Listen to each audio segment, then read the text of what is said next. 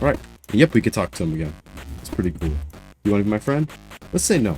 I can't believe you said no. I cannot accept that.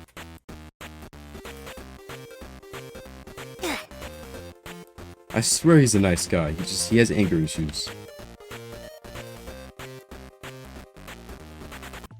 Hello everybody. In my last NPC tutorial, I taught you how to make like 2 little NPCs you could talk to. They all have their, they both have their unique dialogue. Oh yeah, before I continue though, make sure you watch the part 1 of this tutorial. I'll have it like linked in the description. If you already watched it, or you like, I don't know, if you just need the project, it will also be in the description so you can follow along. But yeah, I'm gonna skip like teaching how I made this. So just make sure you watch the first part so you can understand everything. I showed how to make this. So there's Joe.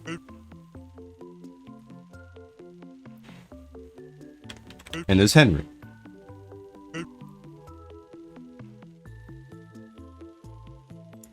Now a lot of people are asking me, well, how do I change like the talk sound? Because they both sound the same. So let's fix that first. Inside of this D handler script, which is inside of the starter GUI, just remove the, actually I don't want to have to edit zooming. There we go. So just delete the sound. We're not going to need that. And what we're going to do is we're going to add another parameter. So this text, wait time, let's add sound. So now this is no longer an error. And what we can do is we can duplicate the talk sound inside of the GUI. And we're going to make 2 separate ones. So we have Joe talk sound. And we have Henry talks talk sound. You can name this whatever. It could be Henry voice, Joe voice. It doesn't have to be Henry or Joe. You can do whatever you want.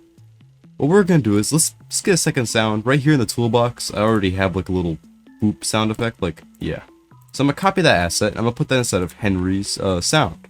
So if inside of Henry talk sound, replace the sound ID with the new one. Whatever you want. It can be any sound. And then inside of this little like, with Joe, like, you know where you trigger them? Joe prompt triggered. We're going to do I'm Joe 2, and we're going to add our sound. So we'll do the path, like where the sound is, and it's script.parent.Joe talk sound. So we'll do script.parent.Joe talk sound.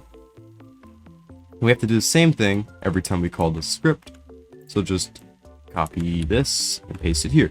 So now when this talks, it will sound like Joe, which is Sans.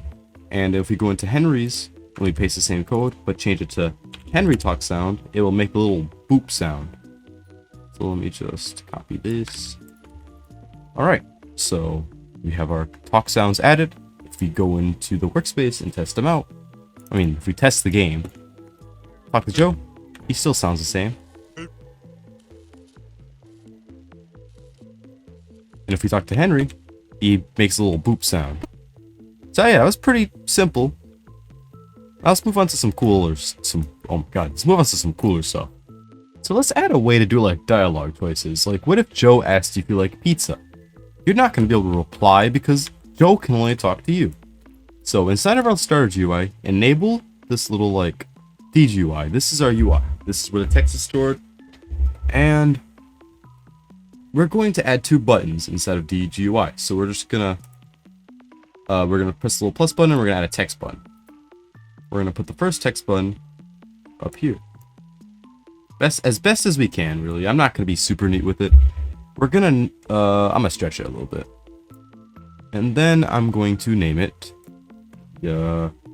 button 1. So like, no, we'll do option 1. And then we're gonna just customize this button real quick. So like, let's change the background color to be a little more gray. Let's change that background transparency so it's a little lighter. And then let's add the border size pixel. We'll make it like 3. So it kind of matches now.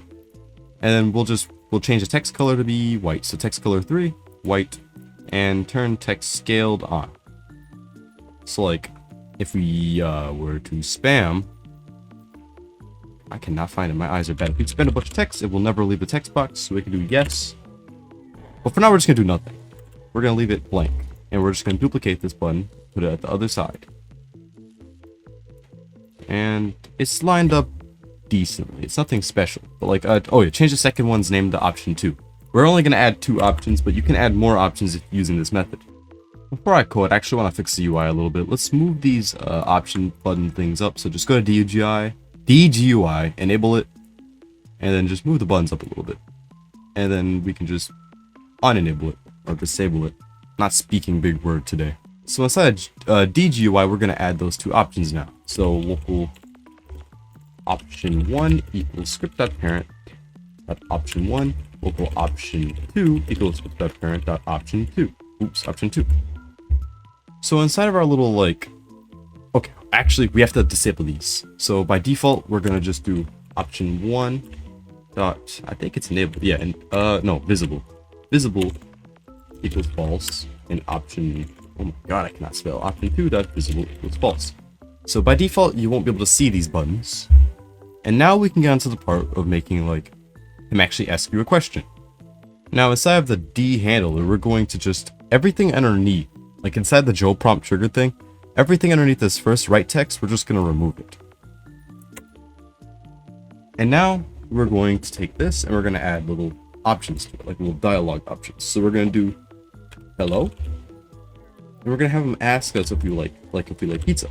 So the second one, we're just going to do you like pizza? And now we can add our two options. So we have two. We can do yes or no. So we'll do option 1 dot text equals yes. Oops, equals yes I do. Option 2 dot text equals no I do not.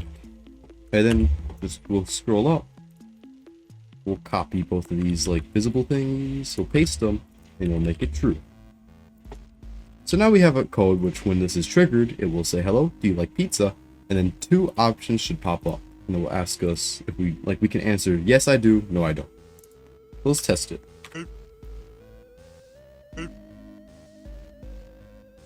Yes I do, no I don't. That's pretty cool. So now it's the easy part. We're just gonna do option 1. I figured, that mouse button 1 click connect function, and we're going to do the same for option 2. So if option 1's pressed, we're going to copy this code right here to turn them both enabled or make them both visible. We're going to set both of them to false. And then we're going to copy his little right text, and now here's his response. That's awesome, man. And then we're just going to and we'll do test dot wait 3 and dialog. And then we can copy this and paste into option 2. You know what? I respect that, but pizza is awesome. And we'll do the same thing. So if we go and play this, you'll be able to answer, and there'll be two different responses. So hello, do you like pizza? And first we'll do yes I do. That's awesome, man. Now we're free to go. So I forgot to turn the prompt back on, so underneath end dialog you can just do Joe prompt enabled equals true for both. So you'll be able to talk to him again. That was pretty simple. Now, if you want to do the same thing for Henry, just remove everything underneath this right text. And we'll just right text I'm Henry, we'll copy it, and we'll paste it, and we'll do you wanna be my friend? And you can just copy everything that we put here. So we have our option 1s, our option 2s, and these I don't know, these option button things. So we can copy all this. We can go underneath this right text and we can paste it. And I'm gonna keep yes I do. And no. We're just gonna put no. And the only thing we're gonna change here is we're gonna do Henry prompt instead of Joe prompt. And now we can just add our response. So we'll do yippee for his first response, but for the second response, we're gonna do I can't believe you said no. And then we're going to change this to Henry talk sound. There. Yeah, change the right text to Henry talk sound. Otherwise you're gonna get the Sans voice again. But yeah, copy this, paste it, and I'm just gonna do I cannot accept that. Oh my god, I can't spell. I cannot accept that. And then it's gonna wait 3 seconds, and we're gonna get the look. Yeah, we have the player. Do I have a humanoid already? No, I do. We're just gonna do humanoid dot health equals 0. And yeah, Henry will kill you if you're not his friend. He's an amazing guy, I swear, but he has anger issues. So if we talk to Henry, I'm Henry. Do you want to be my friend? Yes, I do. He'll say yippee and I'll let you go. You get to walk scot-free now. And you still have your life. We have to set talking to false at the end of these, I forgot. So like where it enables a prompt to talking equals false.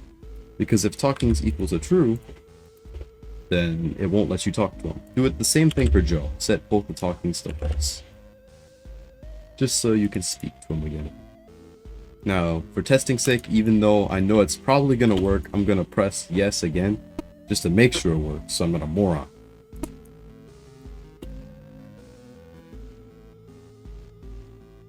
Alright, yep, we could talk to him again. It's pretty cool. You wanna be my friend? Let's say no. I can't believe you said no. Cannot accept that. And he'll set our humanoid health to 0. Now I know we just wrote all that, and it works, but let's make it look a little neater, since it's never, like, bad to have neater code. We're gonna copy all the stuff from option 1 to question, like, okay, you see how we have our options? It will enable them, and it will disable them, and we'll change the text. Let's just copy all this. Let's make a function for it. So we'll do local function answers, and we'll do for parameter answer 1, answer 2. Then we'll just paste that code on the inside, or into that function. And we'll do option 1 of text equals answer 1. Option 2 of that text equals answer 2. Now we can just copy this function, and instead of pasting these 4 lines of code, we can paste just this one function. We can do, hello, do you like pizza? Yes. And for answer 2, we can do no. We can do the same thing for Henry. We can do yes, I do. No, I do not. So that already makes it look a little neater. We can also do code for getting rid of the options. So we'll just do local hide options. And, oops, add the function. Local function hide options. And we can copy this like little false code, paste it in there. And we can just replace this now. So like we have, I don't know, it just looks a little nicer. Every time we would hide it, it'd be 2 lines of code. Now it's only 1. So we can just paste that. And yeah, there's a lot more, like you could put basically anything you want inside of a function. This just makes it look a little bit neater. But that's up to preference. You can write code however you want to write code, as long as you can understand it. Now it seems like, hey, this code works pretty good. But there's one bug that I want to iron out. So if you talk to Joe, and you answer yes, or no, it really doesn't matter. If you do yes to Joe, and no to Henry, you can hear Joe's talk sound. But if you go to the code, Joe's talk sound is nowhere to be seen in here. So what's going on? It's pretty simple. They just don't know how to tell who you're talking to. So we're going to add a little Henry talking to Henry. So we'll do local talking to Joe equals false. Local talking to Henry equals false. So for the options, we're just going to do, so like if we talk to Joe, we're going to do local talk, oh no, not local, we're going to do talking to Joe equals true. At the end of all of this, actually no, here, we're going to do talking to Joe. Talking to Joe equals false, equals false. We're just going to paste that into both of these little things at the end. And then we can copy all the code instead of option 1, and if talking to Joe double equals true, then we'll do that. So we can do the same thing for option 2. And then we can do the same for Henry. So inside of Henry's options, first where the talking is, we'll just put talking to Henry equals true. We'll copy that code, and at the end of both of his options, we'll just do talking to Henry equals false. Oops. Talking to Henry equals false. And then we can add our little if talking to Henry double equals true, then And we can paste all that code inside. And what this is doing is it's preventing them like from answering each other. Because like right now, before there was no way for them to tell who you were talking to. So like it would kind of just read it as, oh, you pressed the button. So you're talking to both of them technically. But now that we did this, if we go and try to break the game again with that little no and yes thing. So like if we say yes to him, and we say no to Henry, you'll notice that Joe's talking sound is just gone. He won't answer for him anymore. So I'm Henry. You want to be my friend? No. And see, we no longer hear it. It hurts every time. So yeah, that's basically just what that code does. It tells the game, like when you're doing your little options, it tells the game who you're talking to. So it actually knows that you're talking to Henry now, and it knows you're not talking to Joe. So yeah, it feels like a lot of code, but it's pretty simple once you get to understand it. I hope I was able to explain it well. The next tutorial, I'll probably show you how to make moving NPCs or NPCs that do jobs. It's up to you guys though. You can comment whatever you want me to make. I read basically all of my comments. So yeah, I'll consider everything. Have a wonderful day. I don't know, don't make NPCs that kill people. It's not nice. Adios.